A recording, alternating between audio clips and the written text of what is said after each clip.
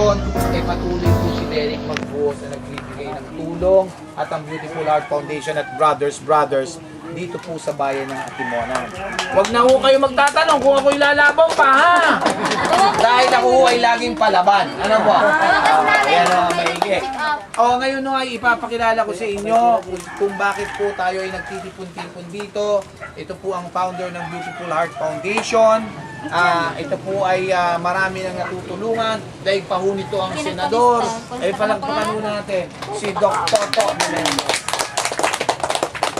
Magandang umaga sa inyo lahat. Unang-una gusto ko magpasalamat sa ating leader dito, no, si former board member Derek Magbuhos at yung kanyang asawa at of course yung aking classmate at kapatid ng ating butihing former board member si Dr. Rolando Magbuhos. And of course, pagpasensyahan nyo na, maghahalo-halo tayo ng Tagalog at English dahil mapapanood tayo sa KMVT 15 Comcast channel doon sa Silicon Valley. No? I would like to acknowledge that right now we're being televised at KMVT 15 Silicon Valley Community Television. No? Ito yung makikita sa 4 na cities sa California. Mountain View, Cupertino, Sunnyvale, and Los Altos. And in fact, sa YouTube, makikita sa buong mundo. No?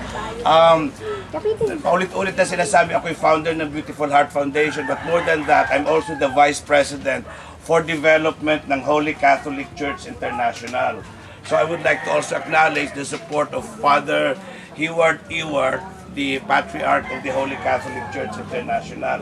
No, meron kaming binubuong seminaryo dito sa Pilipinas na yung mga lalakihan o kababaihan na gustong maging pare o brother or madre, lalo't meron calling, may tinatawag, no?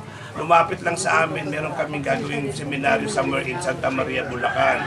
No? Maliban sa gamot, yun na nga, nakita namin ang edukasyon na isang susi para makalampas ang mahihirap sa kanilang kinalalagyan. No? Healthcare importante, health is wealth, pero lahat naman tayo siguro naniniwala na isang susi sa isang magandang kinabukasan is edukasyon. No? And of course, ito'y mangyayari kung ang pamamalakad ng pamahalaan tama, yung sinasabing good governance. Nakakalungkot isipin na parang mas malakas pa yata ang pagkilos ng isang non-government organization na mga taong di na nakapwesto, no? Mas seryoso pa silang tumulong at yan kitang-kita natin sa ginagawa ni former board member Derek Magbuhos na muntik nang maging mayor.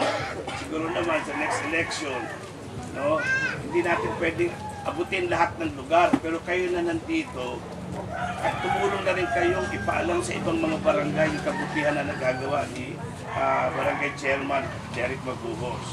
No?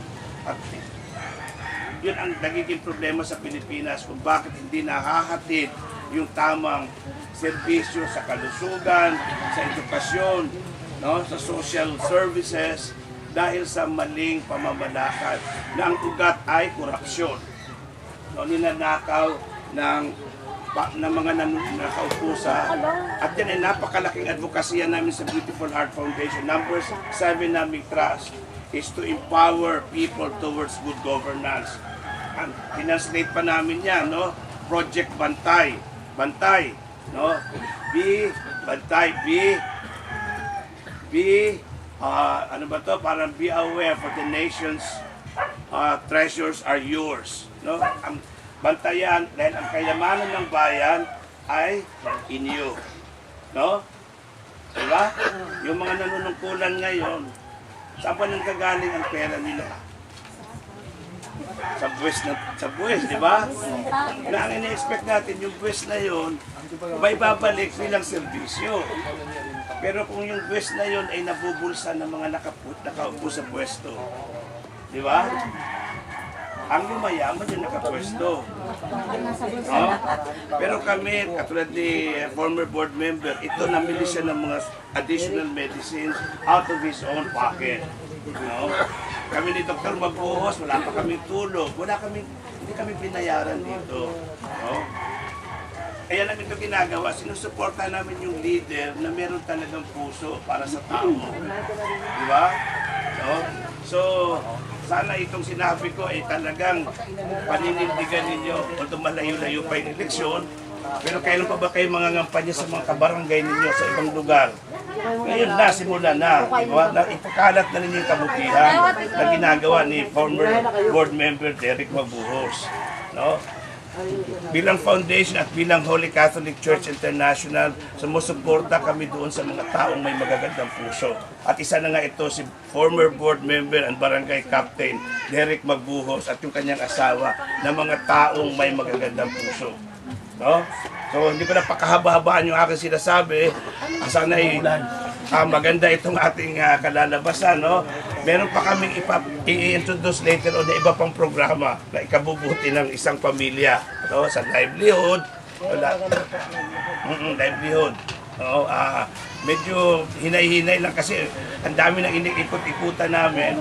Pero nakita na ito sa television, alam na the viewers of KMPT 15, they have realized that these are the most underserved communities in the Philippines. In fact, nagawa ito ng music video.